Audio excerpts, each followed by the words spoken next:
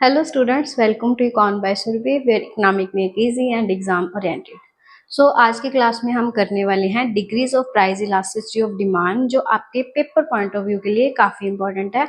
तो बिना time waste करिए चलिए स्टार्ट करते हैं। सबसे पहले हमारा परफेक्टली इलास्टिक डिमांड। ठीक है, परफेक्टली इलास्टिक डिमांड में क्या होता है, सेम प्राइस पे अलग अलग क्वांटिटी कंज्यूमर परचेज करता है। ठीक है, इसमें जो आपकी इलास्टिसिटी ऑफ डिमांड क्या होती है, इन्फिनिटी होती है।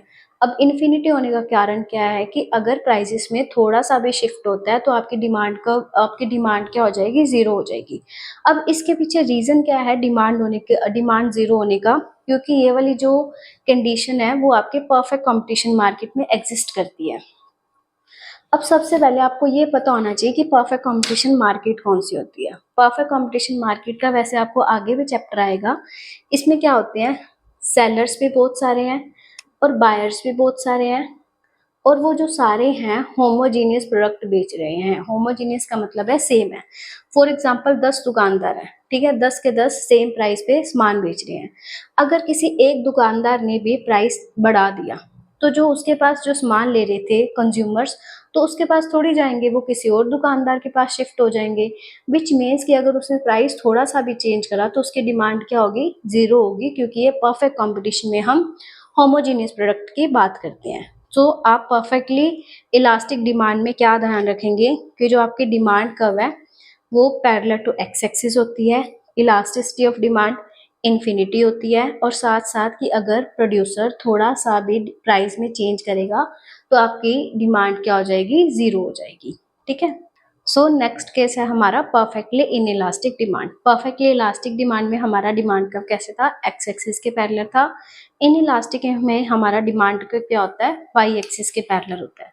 विच मीन्स कि प्राइस चाहे जितना मर्जी हो जाए, प्राइस चाहे 2 है, 4 है, 6 है, बट कंज्यूमर फिर भी एक फिक्स क्वांटिटी परचेज कर रहा है। अब इसमें रीजन क्या है कि प्राइस चाहे बढ़े चाहे कम हो, फिर भी आप कंजम्पशन करोगे।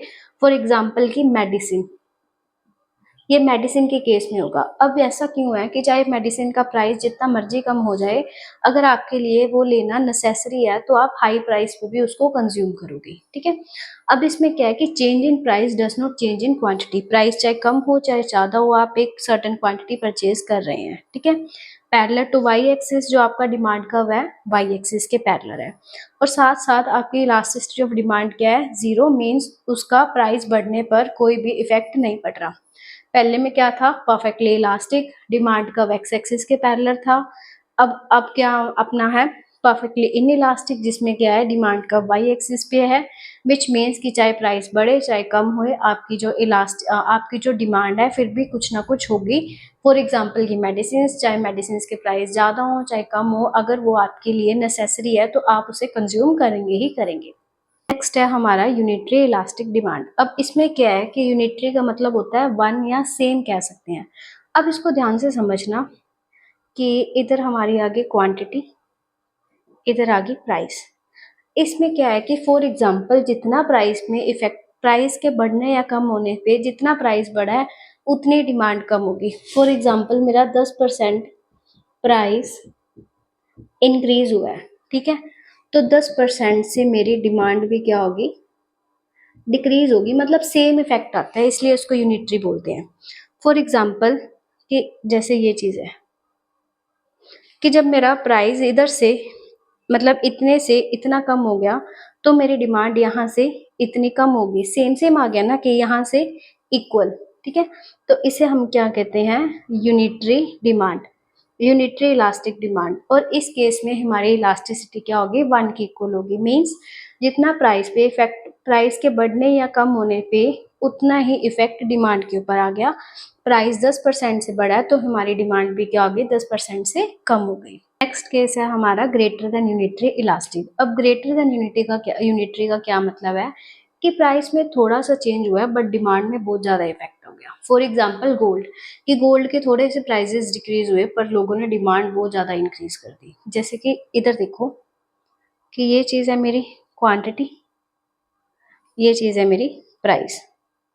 मैंने प्राइस में हल्का सा इफेक्ट दिखाया पर मेरी डिमांड पे ज़्यादा इफेक्ट आ गया। मीन्स प्राइस थोड़ी सी चेंज होने पर मेरी डिमांड क्या होगी, ज़्यादा चेंज होगी। विच मीन्स इसे हम क्या कहते हैं कि इस केस को क्या बोलते हैं, elasticity of demand is greater than 1।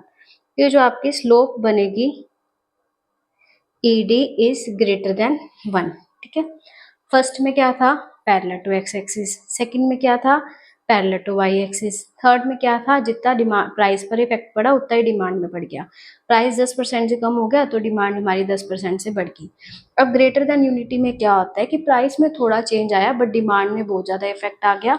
For example next case है हमारा लेस देन यूनिटरी इलास्टिक। अब लेस देन यूनिटरी इलास्टिक में क्या है कि जो हमने पिछला केस करा था उसका ऑपोजिट है, प्राइस थोड़ा सा चेंज करा, डिमांड बहुत ज़्यादा बढ़ गई, ग्रेटर देन यूनिटी। अब लेस देन यूनिटी में क्या है कि प्राइस में तो बहुत सारा चेंज आया है पर मेरी डिमांड में कोई ज़्यादा इफेक्ट नहीं आया। प्राइस में तो इतना इफेक्ट आ गया पर डिमांड तो मेरी सिर्फ इतनी बढ़ी है, क्वांटिटी एंड प्राइस। आप इसको अच्छे से लेबल कर लेना कि जैसे इधर मेरी 5 पे है मेरी 3 एंड 4 पे है मेरी, इसको आप ऐसे कर दो 7, 4 3 पे है 4, कि जब 7 रुपीज़ प्राइस था तो मेरी डिमांड कितनी थी 3, 7 से प्राइस 4 हो गया पर फिर भी मैंने डिमांड क्या है थोड़ी सी इंक्रीज करी है। इसको हम क्या बोलते हैं, लेस देन यूनिटरी इलास्टिक। जो इसमें आपका डिमांड का बनेगा आपका थोड़ा सा स्टीप मतलब स्टीप बनेगा। अब देखो 4 केसेस थे, पहले में क्या था, ऐसे parallel to x axis, 5 cases थे, parallel to x axis, parallel to Y axis, equal कि जितना प्राइस में इफेक्ट उतना ही डिमांड में इफेक्ट। देन हमारा क्या था, ऐसे कि जब हमारा कि प्राइस में थोड़ा सा चेंज आने पर डिमांड में ज़्यादा चेंज आ गया। और अब हमारा कैसे बना है, ऐसे कि प्राइस में तो बहुत सारा चेंज आया बट डिमांड में हमारा इफेक्ट क्या आया है, थोड़ा सा आया। आई होप आपको ये वीडियो अच्छी लगी होगी। अगर आपको इस वीडियो से थोड़ी सी भी हेल्प हुई हो तो keep like share and subscribe my channel and मिलते हैं नेक्स्ट टॉपिक के साथ। तब तक बने रहें, keep learning and keep sharing. Thank you.